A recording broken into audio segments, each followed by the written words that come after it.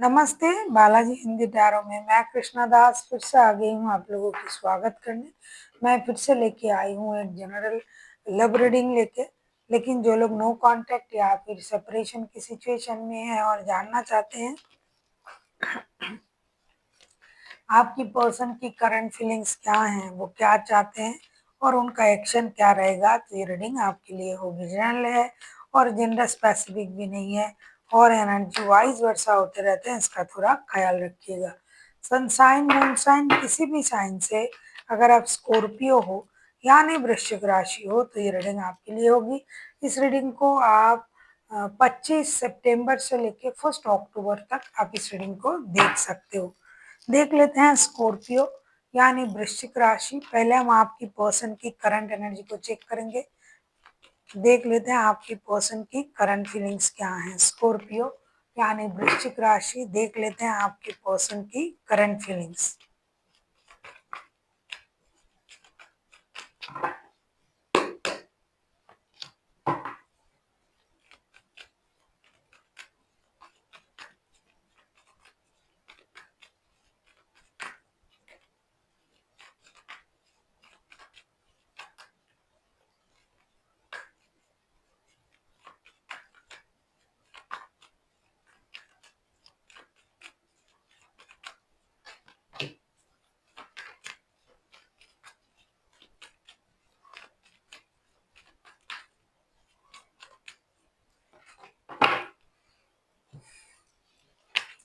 वाह, bottom of the deck में आया है 2 ऑफ कप्स के कार्ड। डेफिनेटली आपके पर्सन जो है दिल से आपको याद कर रहा है।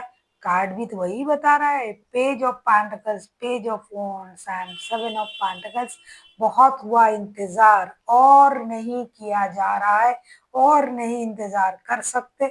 अब एक ब्रांड न्यू स्टार्ट के बारे में सोच रहा है, दोस्ती के साथ, नए फैंटेसी के साथ, नई उम्मीद के साथ ये एक नई शुरुआत के बारे में सोच रहा है।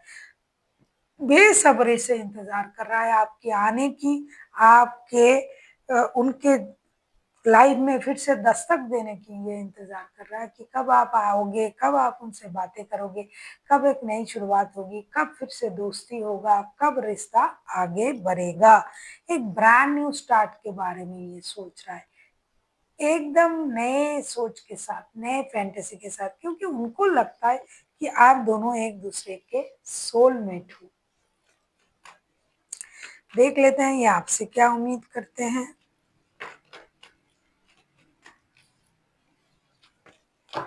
अगर आपको रीडिंग अच्छे लगे चैनल को सब्सक्राइब कर दीजिएगा, लाइक शेयर एंड कमेंट करना ना भूलिए। पर्सनल रीडिंग चाहिए तो डिस्क्रिप्शन बॉक्स में डिटेल्स हैं, आप उसे पढ़ के कांटेक्ट कर सकते हो।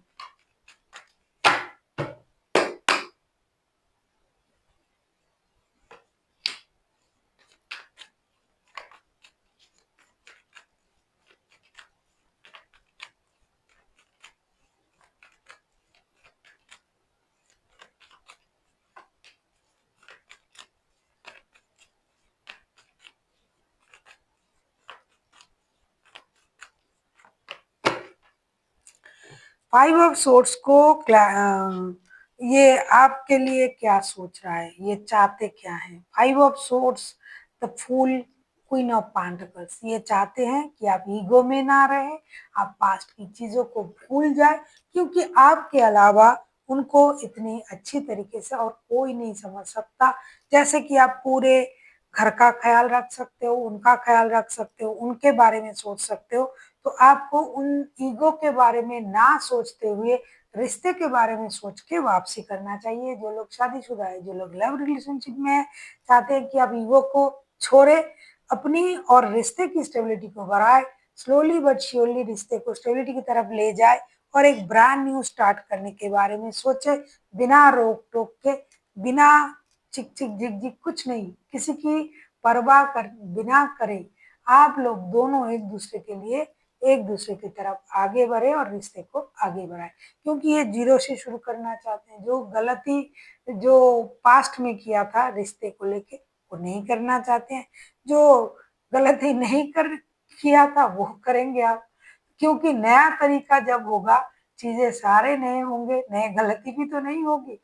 ये मैं मजाक कर रही हूँ। ये इंसान चाहते हैं कि एक ब्रांड न्यू स्टार्ट हो आपके साथ और आप इसके लिए तैयार हो और उनके तरफ आए।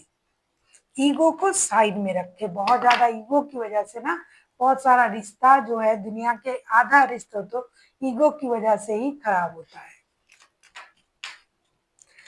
देख लेते हैं आपके जो पर्सन है, अगर ये खुद एक्शन लेते हैं तो उनका एक्शन क्या रहेगा। स्कॉर्पियो,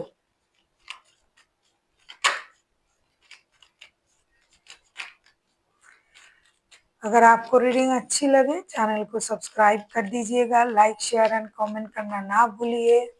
पर्सनल रीडिंग चाहिए तो आप हमें मेल कर सकते हो।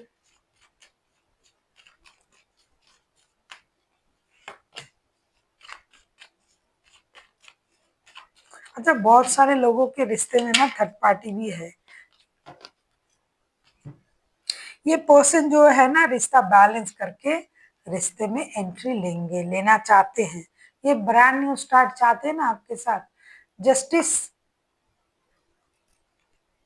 King of pentacles and the devil का कार्ड आया है। तभी तो मैं बोल रही थी कि कुछ लोग दो रिश्तों को बैलेंस करेंगे।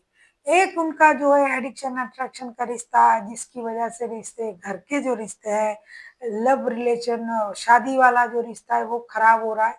और जिनका एडिक्शन है कुछ शराब, जुए, सेक्स, इन वजह से भी रिश्ते खराब हो रहा है। तो ये उन चीजों से बाहर आएंगे, उनको कम करेंगे, खत्म करेंगे और दो चीजों में बैलेंस करेंगे, रिश्ते में और अपने लाइफ में। और जिनके पास दो रिश्ते हैं वो दो रिश्तों में बैलेंस करेंगे, थोड़ा सा कॉम्प्रोमाइज करेंगे अपने तरीके से, क्योंकि उनको दोनों चीजें चाहिए। लेकिन जो लोग सच में किसी एडिक्शन में है, जैसे कोई जुए, शराब, इस चीज में, तो वो ना उन चीजों से बाहर निकलने की कोशिश करेंगे। और जो रिश्ते में एडिक्टेड है वो दोनों रिश्तों को बैलेंस करने की कोशिश करेंगे, क्योंकि उनके लिए दोनों ही रिश्ता इम्पोर्टेंट है। वो किसी भी रिश्ते को छोड़ना नहीं चाहते। लेकिन सच में जो लोग किसी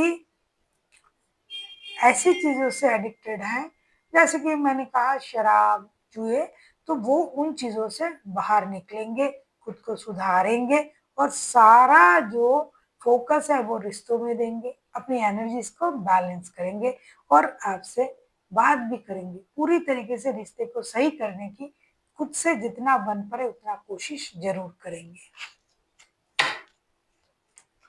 अब हम देख लेते हैं आपके पर्सन जो है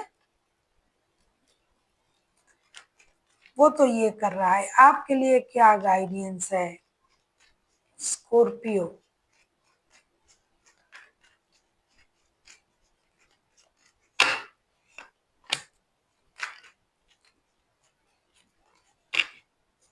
आप किसी लिब्रा के साथ डील कर सकते हो, कोई कैप्रिकॉन हो सकता है, टॉरस, वर्गो, कैप्रिकॉन।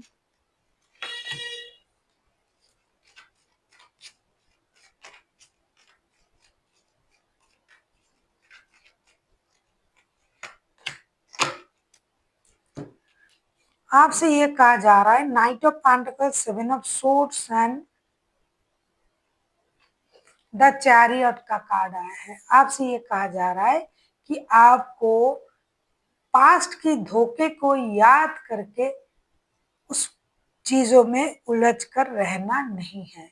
आपको अपने लाइफ को एक मौका देना चाहिए, इस रिश्ते को एक मौका देना चाहिए, एक नए शुरुआत के बारे में सोचना चाहिए। एक निर्णय आपको जरूर लेना है कि आपको इस रिश्ते में रहना है या नहीं रहना है। अगर रहना है तो आपको पास्ट की चीजों को याद करके आगे नहीं बढ़ना है। पास्ट में आपको धोखा मिला था, ये हुआ था, वो हुआ था, उसको भूल जाएं। अब आप नए तरीके से सोचे, स्टेबल तरीके से सोचे और एक नई शुरुआत करें। आप अपनी लाइफ को भी मौका दे, इस रिश्ते को भी मौका दे और आगे बढ़े। और अगर आप चाहते हो कि मुझे धोखा मिला था, क्योंकि ऐसा भी बहुत सारे लोगों की एनर्जी आ रहा है कि वो पास्ट की धोखे से, झूठ से, ट्रॉमा से अब तक नहीं निकल पाए, तो उनको अपनी एनर्जीज को बैलेंस करने के लिए कहा जा रहा है। Chariot, pentacles, night of pentacles, के कार्ड भी आए हैं और 7 ऑफ सोर्ड्स के कार्ड भी आए हैं। तो इनमें आपको अपनी एनर्जीज को बैलेंस भी करने के लिए कहा जा रहा है। कुछ लोगों के लिए जो लोग बिल्कुल भी मौका नहीं देना चाहते हैं, पास्ट की चीज़ों में उलझे हुए, तो उनसे ये कहा जा रहा है कि भाई तो फिर आप अपनी एनर्जीज को बैलेंस करें। क्योंकि बहुत सारे लोग इंतज़ार कर रहे हैं, बहुत सारे लोग ईगो में हैं। जो जैसा सोच रहा है उस तरीके से बोला जा रहा है कि अगर आप इस रिश्ते में आना चाहते हो तो पास्ट की चीजों की को भूल जाओ और रिश्ते को मौका दो फिर से एक बार।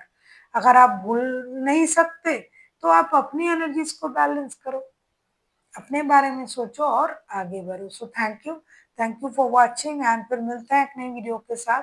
तब तक के लिए स्वस्थ रहिए, मस्त रहिए और वीडियो देखते रहिए।